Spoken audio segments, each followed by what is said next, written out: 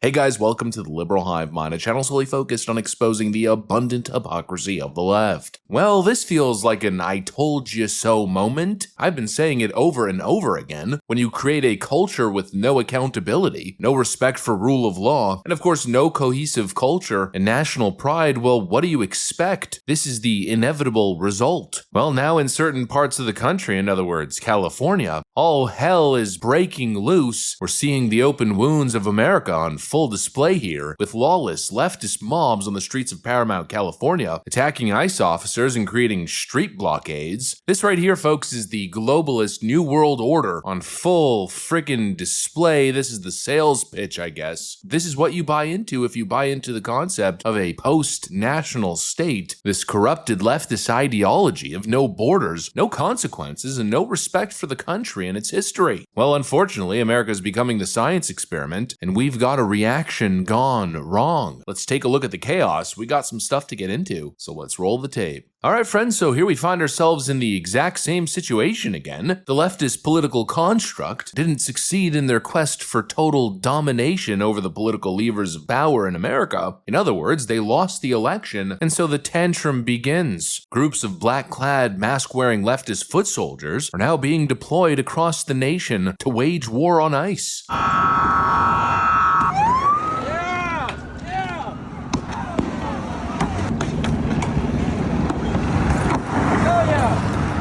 Roaming gangs of masked thugs attempting to terrorize federal officers who are simply enforcing the laws. It's looking almost like a chaotic scene out of a Brazilian favela, like a no-go zone where police can't go to enforce the law. And the way I see it, considering what they're protecting, it's to protect illegal aliens. You know, sure, the left would tell you that these mobs are defending democracy, but really, they're actively destroying it. This is a siege on American sovereignty, a country in chaos and decline. Neighborhoods that used to be quiet and peaceful, the symbolism for the great American dream post-industrial revolution.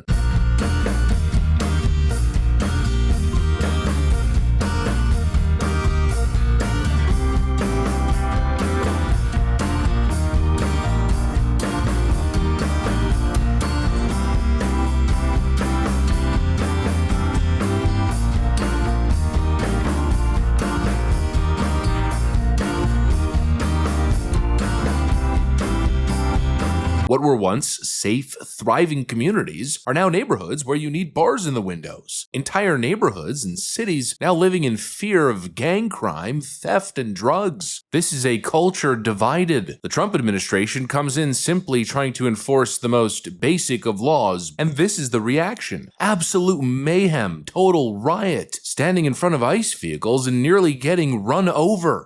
Trying to stand right in front of this SUV here, but he's going to...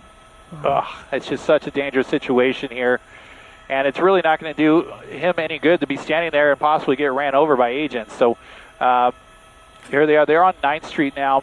Looks like looks like the bus is moving, even though protesters are trying to stop it from moving.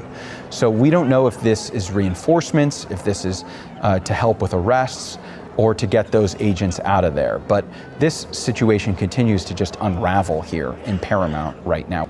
If these are reinforcements or for arrests, they're gonna have a difficult time getting to those Custom and Border Patrol agents that are across from that Home Depot right now, kind of boxed in against that metal fence. We have the bus and then 2 SUVs.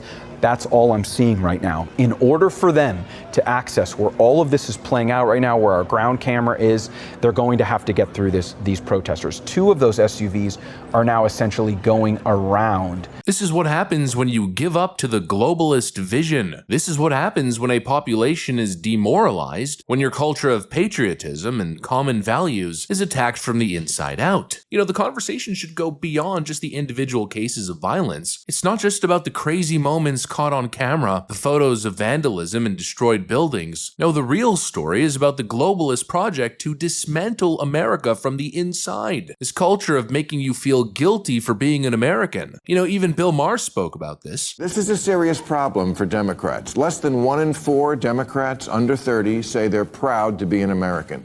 54% say they're embarrassed by it. Embarrassed? Like America's your mom picking you up at school? You're embarrassed to be an American? Well, guess what? The feeling's mutual because you have no perspective. Is America perfect? No, of course not. No country is. You know all those old movies you think are cringe? Well, they're cringe because America changed, because we modernized, way more than most societies have.